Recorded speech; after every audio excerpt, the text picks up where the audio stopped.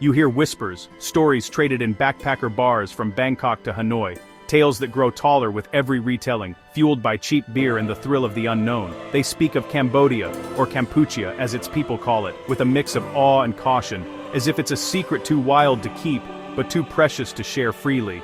They call it wild, untamed, even sinful, a word that lingers, both warning and invitation, conjuring images of neon-lit nights and shadowy corners. The reputation precedes the country, painting a picture before you've even landed, shaping your expectations with every rumor and half-remembered anecdote. But what does sinful really mean? Is it just about indulgence or something deeper, tied to survival and history? Is it a label born from misunderstanding, or a reflection of a country's struggle and resilience? Arriving in Phnom Penh, the city hits you with humid air, chaotic energy, and a tangle of tuk-tuks and motorbikes. The streets pulse with life, every corner buzzing with movement and noise. The air is a mix of diesel, street food, and jasmine from countless shrines. It's a scent that clings to your clothes and lingers in your memory, a reminder of the city's contrasts. Skyscrapers rise beside crumbling French villas, a city in dizzying motion, where the past and present collide in every block, and history is never far from view. But pause, and you'll see resilience. Quiet strength in the faces of people who have endured so much, yet still find reasons to smile. A street vendor flipping noodles, working tirelessly from dawn until late at night, serving up flavors that tell stories of tradition and family. Children laughing in dusty lots, their games echoing through the alleys, finding joy in the simplest moments. An elderly woman lighting incense, her prayers rising with the smoke, connecting past and present in a single silent gesture. This isn't the caricature of sin you've heard about, it's something far more complex and human, a place where hardship and hope exist side by side. Cambodia is a kingdom of contrasts, with profound beauty and deep scars, where ancient temples rise from the jungle and rice paddies stretch to the horizon. To understand it, you have to look past the labels and listen to the people's stories. Stories of loss, of laughter, of rebuilding, and hope. The real adventure isn't in finding sin, but in discovering the grace that persists despite it, the kindness that endures in the face of adversity. Welcome to Cambodia, a place that defies easy explanation, inviting you to look deeper, listen closer, and let its wonders change you. The sun rises early, and Phnom Penh awakens before the tourists. In the parks, women practice Tai Chi as the city stirs. Kitchens come alive with the sound of garlic and chilies meeting hot oil. I spent a morning with a family running a noodle stall, 3 generations working together, their day starting at 4 a.m. Their story is echoed across the city markets bustling, vendors arranging goods and transactions that are moments of connection. This is the fabric of Cambodian society, woven from small, everyday interactions. It's about family, community, and finding joy in simple things. Iced coffee, shared meals, a breeze off the Mekong. The soul of Cambodia isn't just in its temples, but in the markets and side streets where ordinary people live extraordinary lives. To understand Cambodia, you have to feel this daily rhythm. Angkor Wat, heart of the ancient Khmer Empire, emblazoned on the flag, and a sunrise silhouette that humbles you. But Angkor is more than one temple, the Bayan's enigmatic faces, Tapram's roots reclaiming stone, a collaboration between humanity and jungle. Beyond Angkor, Cambodia's spiritual life thrives in living pagodas, not silent museums. Monks sweep courtyards, families make offerings, incense drifts through the air. These are centers of community, offering peace and continuity. Faith here is a blend of Buddhism and older beliefs woven into daily life. Spirit houses stand outside every home and reverence for elders is everywhere. This quiet power has helped the Khmer people endure and rebuild, generation by generation. The temples are awe-inspiring, but the true soul of Cambodia is found in its living faith. Here, spirituality is survival. To know Cambodia, you have to eat it, on the street, not in fancy restaurants. The food is a revelation, fresh herbs, prahok, and a perfect balance of flavors. Start with kai tiv, a pork noodle soup you customize to taste, simple, honest, and satisfying.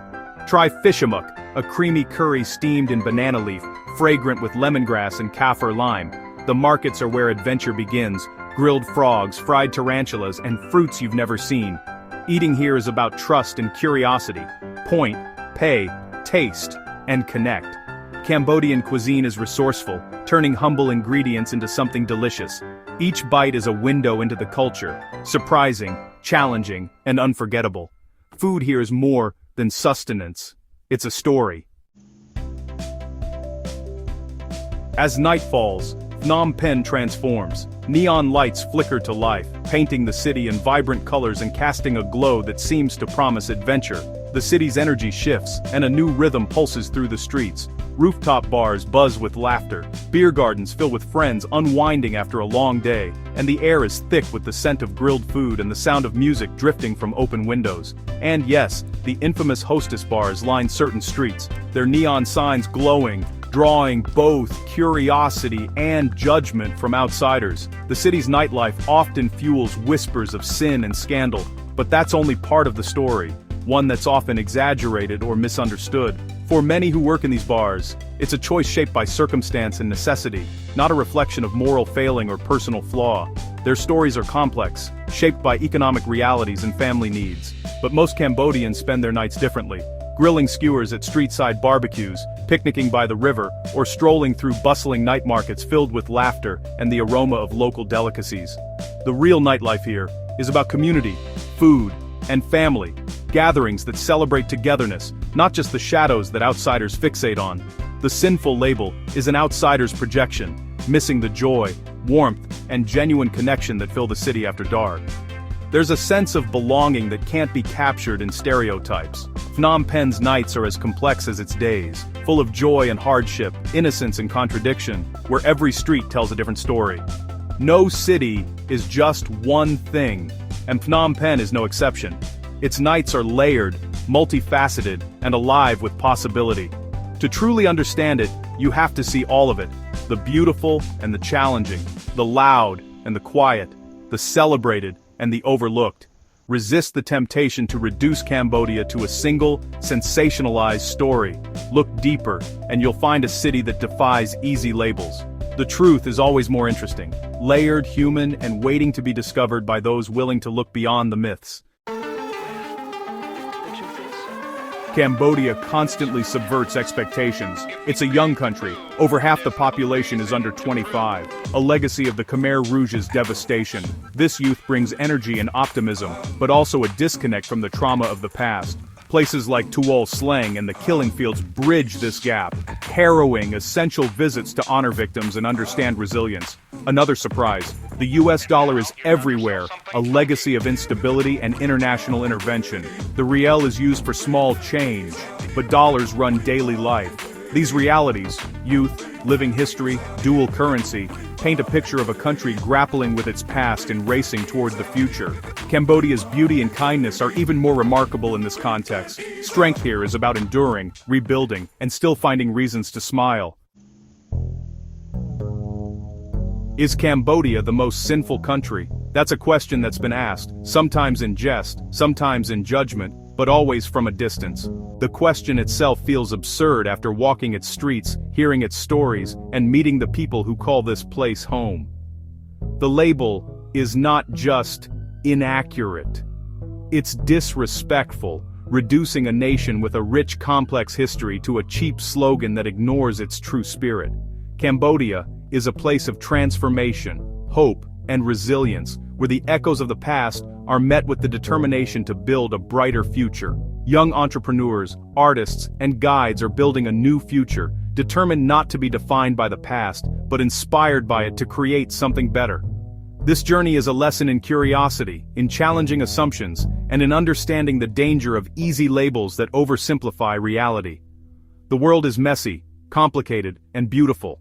It doesn't fit into neat boxes or single stories, no matter how tempting that might be. To truly understand it, we must step outside our comfort zones, listen with open hearts, and embrace the unfamiliar. In these moments of connection over a shared meal, a story, or a simple smile, we learn the most about the world and about ourselves. Stay curious, keep asking questions, and join us as we explore the fascinating corners of our world, one story at a time. The journey is far from over. Let's keep going, together, with open minds and adventurous spirits.